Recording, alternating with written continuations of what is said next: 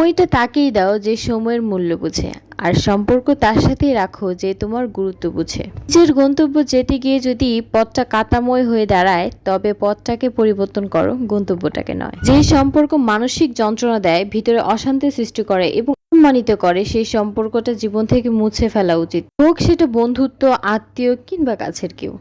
যাই হোক, সবাইকে আসসালামু আলাইকুম। সবাই কেমন আছেন? আশা করি আল্লাহর রহমতে সবাই ভালো আছেন। আলহামদুলিল্লাহ, আমিও ভালো আছি। আবার একটি নতুন ভিডিও নিয়ে হাজির হয়ে গেলাম। ডেইলি ব্লগ প্রতিদিন দেওয়া হয় না, কি করব বলেন। ব্যস্ত থাকা হয়, ভালো লাগে না, মানে কেমন যেন একটা অলস হয়ে গিয়েছে। ঠিক আছে, সারাদিন একা একা থাকলে মনে হয় কি কত কিছু করব, কিন্তু দেখা যায় কিছুই করা হয় না। যাই হোক, আজকে ভাবছিলাম যে বিরিয়ানি রান্না করব। তো এখানে আমি বিরিয়ানির জন্য মাংসগুলো ছোট ছোট করে কেটে নিচ্ছি। আমার হাজব্যান্ড মাংস রান্না হোক কিংবা বিরিয়ানি রান্না হোক, যেটাই হোক, তরকারিতে ছোট ছোট পিস পছন্দ করে।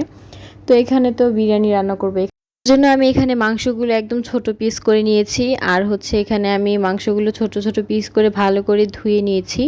তারপর আমি এটাকে পেঁয়াজ গুলো কুচি করে নিয়েছি। আর হচ্ছে এখানে আদা বাটা, রসুন বাটা, হলুদের গুঁড়ো, যা যা মশলা, এখানে শুধু বিরিয়ানি রান্না করব, জাস্ট এখানে হলুদটা ছাড়া সব দিব আমরা, যেহেতু এখানে আমরা ঝাল খাই, আমরা সব কিছুতেই ঝাল খাই। আর বিরিয়ানিটা যদি ঝালটা না হয়, তাহলে আমার কাছে কেমন যেন একদম সাদামাটা লাগে। তো একটু ঝাল ঝাল হলে আমার হাজব্যান্ডের খুব ফেভারিট। তো আমি একটু ঝাল ঝাল করে নিচ্ছিলাম। মাংসটা যদি একটু ঝাল ঝাল হয়, তাহলে কালারফুলও হয়, আর গিয়ে খেতেও খুব টেস্ট হয়। যেহেতু আমি এখানে আর কিছু দিচ্ছি না, আমি একদম নর্মাল মশলা দিয়ে একদম, আর হচ্ছে এখানে বিরিয়ানির যে একটা মশলা থাকে প্যাকেট করা দোকান থেকে কেনা, সেটাই দেবো এখানে। তো আমি এখানে মশলাটা দিয়ে মাখিয়ে নিয়েছি, আর এদিক দিয়ে থালা বাসনগুলো ধুয়ে নিচ্ছিলাম। তো আমি ভালো করে এগুলো পরিষ্কার করে বেসিন টেসিন পরিষ্কার করে নিচ্ছিলাম। তো এই তো মেয়েদের আর কাজ কি বলেন, রান্নাঘর পরিষ্কার করা, এই বেসিন পরিষ্কার করা, রান্নার রুম, যা যা মেয়েদের তো কাজে এগুলো। তো আমি তো এগুলো আর ভিডিওতে নেওয়া হয়নি, একদম আমি এই বিরিয়ানি রান্নার জন্য বিরিয়ানির রেসিপিটাই আপনাদের সাথে শেয়ার করছি। তো আমি এখানে বিরিয়ানির যে প্যাকেটের মশলাটা, সেটা আমি পরে দিয়েছি। আমি প্রথমে মাখিয়ে রেখেছি রেস্ট, তখন আমি দেইনি, একদম কষিয়ে তারপর আমি মশলাটা দিয়েছি। এদিক দিয়ে আমি চালটা একটু ধুয়ে নিচ্ছি ভালো করে। এখানে ভালো করে ধুয়ে নেওয়ার কারণ হচ্ছে, এটা ভিজিয়ে রাখলে আমার মনে হয় যে পোলাওগুলো একটু ঝরঝরো হয়, পানিটা ঝরিয়ে রাখবো। তো এই তো আমি পোলাওগুলো ভালোভাবে ঝরিয়ে নিচ্ছি, আর এদিক দিয়ে আমি মাংসটা কষিয়ে নিচ্ছি। মাংসটা কষানো হয়ে গেলে আমি এখানে পানি দেবো। 2 বার আমি পানি দিয়ে কষিয়ে সিদ্ধ করে নিয়েছি, যেহেতু আমি এখানে অ্যাডজাস্ট করে ফেলবো পোলাওর চালগুলো। আমি আলাদাভাবে আর পোলাওটা রান্না করব না, আমি সবগুলো একসাথেই করব। আমার কাছে মনে হয় দুইভাবেই করা যায়, তারপর আমার কাছে মনে হয় যে সব থেকে ইজিভাবে এটাই। তো আমার অনেকের হয়তো বা এটা নরম হয়ে যায়, আমারটা খুব ভালোই হয় মাশাআল্লাহ, আলহামদুলিল্লাহ।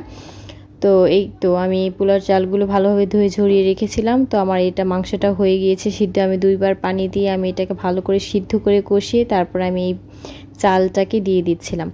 তো এই তো আমার প্রায় এটাও হয়ে গিয়েছে। তো এটা ভালো করে ভাজা হয়ে গেলে এই পর্যায়ে আমি পরিমাণ মতো পানি দিয়ে দিব। তো চালের দ্বিগুণ পানি দেওয়া হয়। তো এই তো আমি পানি দিচ্ছিলাম, এখানে ঠান্ডা পানি ইউজ করেছি, আমার যেহেতু চুলাটা একটা চুলা। তো আমার অপর সাইডে আমার পানিটা ফোটানো খুব মানে হয়ে ওঠে না। যাই হোক, আমি এখানে পানি দিয়েছি পরিমাণ মতো। তারপরে আমার যখন এটা হয়ে এসেছে প্রায়, তখন আমি চুলাটা কমিয়ে দিয়েছি আঁচটা। তারপরে এই তো আমার রান্নাটা প্রায় হয়েই গিয়েছে। এখানে আমি কাঁচামরিচ, যেহেতু আমার বিরিয়ানির মধ্যে দিতে একদমই খেয়াল ছিল না, যার জন্য আমি এখানে সালাদের সাথে কাঁচামরিচ পেঁয়াজও নিয়ে নিয়েছি। এই তো আলহামদুলিল্লাহ খুব টেস্ট হয়েছে, আমরা ঝাল ঝাল খাই, আলহামদুলিল্লাহ খুব মজা হয়েছে। আপনারা এইভাবে ট্রাই করে দেখতে পারেন। তো সবার কাছে ভিডিওটা কেমন লাগলো সবাই কমেন্ট করে জানাতে ভুলবেন না। আজকের ভিডিওটা এই পর্যন্ত, সবাই খুব ভালো থাকবেন, আমার জন্য সবাই দোয়া করবেন। সবাইকে আল্লাহ হাফেজ।